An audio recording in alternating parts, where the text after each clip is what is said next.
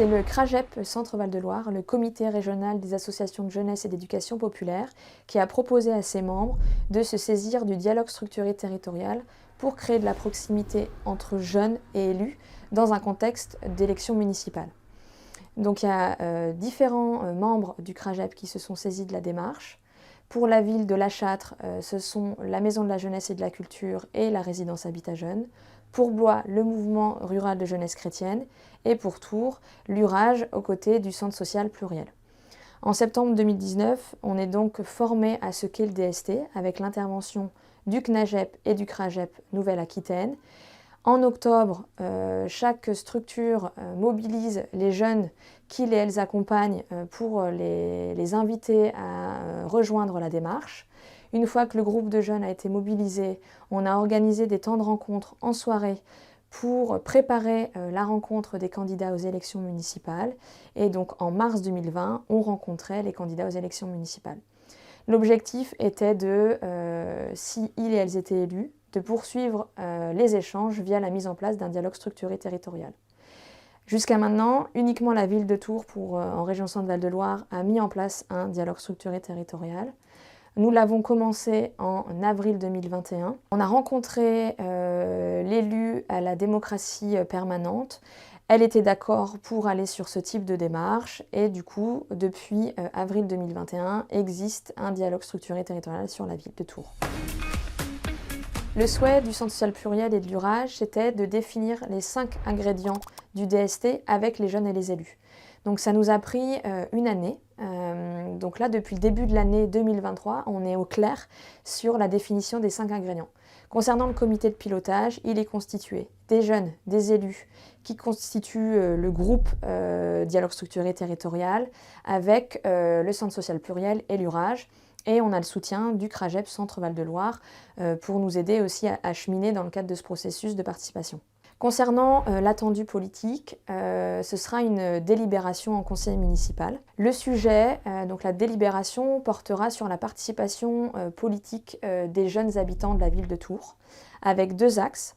La réforme du conseil municipal de jeunes actuel, avec l'idée qu'il ne soit pas restreint aux jeunes âgés de 13 à 14 ans, mais qu'il soit ouvert aux jeunes âgés de 13 à 17 ans.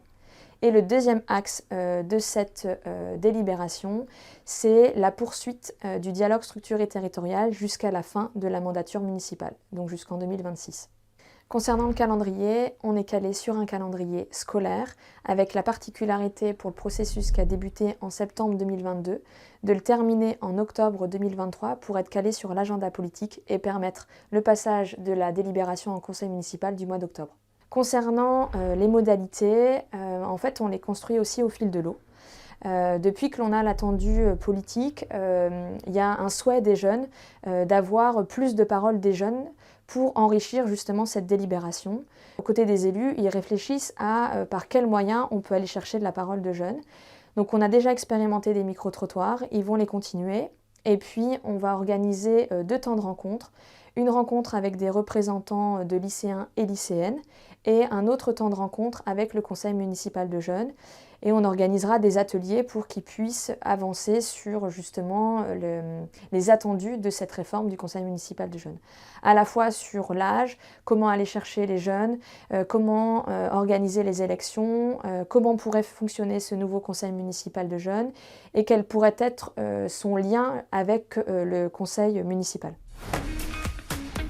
Ce processus est à la fois une force, dans le sens où il y a 5 ingrédients clairs pour permettre la mise en place de la démarche, mais qui sont aussi une faiblesse parce qu'il est nécessaire de les définir clairement pour se lancer dans un DST. Concrètement, c'est une rencontre jeunes élus une fois par mois, qui peuvent être ponctués par des temps de rencontre uniquement avec les jeunes ou uniquement avec les élus selon les besoins. Avant chaque rencontre, les jeunes et les élus sont destinataires d'un mail qui reprend la date de la rencontre plus l'ordre du jour. Et on envoie également ces informations-là via le groupe WhatsApp qui a été créé justement pour favoriser la mobilisation des jeunes et des élus à chaque rencontre. Avant chaque atelier jeunes élus, l'Urage et le Centre social pluriel ont un temps de travail pour définir les méthodes d'animation de l'atelier. L'idée étant de répondre aux objectifs de la réunion et que chacun des jeunes et des élus puisse prendre la parole et co-construire ensemble.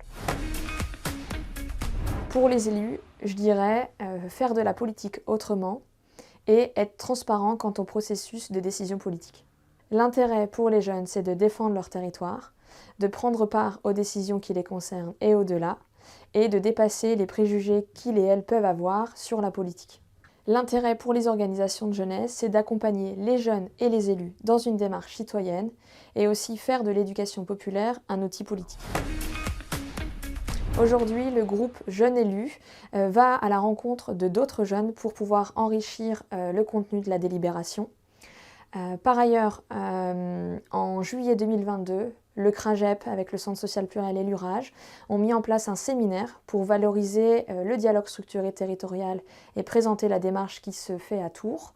Le Conseil régional y a participé et aujourd'hui, il sollicite le CRAGEP pour mettre en place un DST à échelle régionale sur la mobilité.